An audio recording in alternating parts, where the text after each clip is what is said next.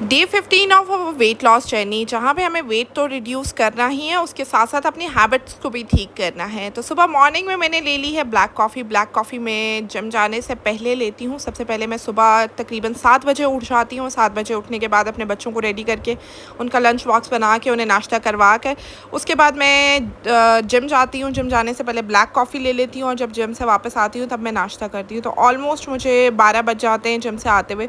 तो आज मेरा दिल चाह रहा था ये बेसन वाली रोटी खाने को, जिसको मिस्सी रोटी भी बोला जाता है। इसका आटा मैंने गूंदना आपको सिखाया था कि मैंने कैसे बनाया था। तो इसके ऊपर मैंने देसी घी लगा लिया है और देसी घी लगाकर साथ में हम इसको पेयर कर लेंगे चाय के साथ। मौसम बहुत अच्छा चल रहा है पिंडी इस्लामाबाद में, और पिंडी इस्लामाबाद में मौसम के साथ साथ चाय की बहुत ज़्यादा क्रेविंग्स होती हैं। और इसके साथ साथ अगर आप लोगों का मूड है चाय पीने का, आप ले सकते हैं। आप चाहें तो स्किप भी कर सकते हैं। दोपहर का टाइम था, मैंने बेसन वाली रोटी ली थी। वो इतनी फुलफिलिंग होती है कि बार बार आपको भूख नहीं लगती है। तो दोपहर के टाइम ऑलमोस्ट शाम के टाइम तकरीबन 5 से 6 बजे जब बच्चे ट्यूशन और से वापस आ जाते हैं, उस टाइम पे मैंने चाय के साथ एक ब्रेड का स्लाइस ले लिया था। और उसके बाद रात के डिनर के लिए हम लोग खाना बना रहे थे मगर गैस चले गई थी, तो मैंने बाहर से चिकन टिक्का मंगवा लिया था, जिसके साथ मैंने सैलड घर पे बना लिया था।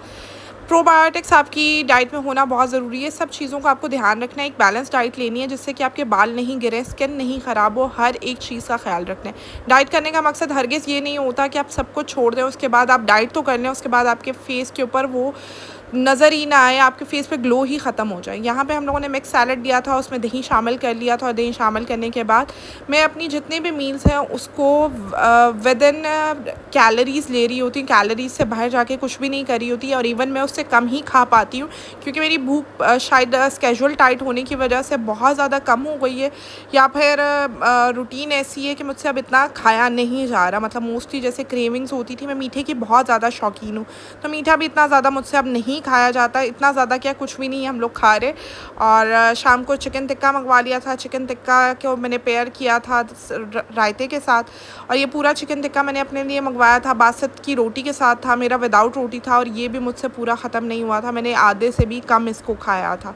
तो डिपेंड करता है आपको भूख कितनी है, मगर ख़ुद से आपने फाके नहीं करने। अगर आपको भूख नहीं है आप स्किप ज़रूर कर सकते हैं, मगर आप खा सकते हैं तो आप ये चीज़ें खाएँ। मतलब जितनी आपकी कैलोरीज़ में, मैं पहले ही 1000 से 1100 कैलोरीज़ ले रही हूँ, इससे भी कम कर लूँगी तो फ़ायदा कोई भी नहीं है।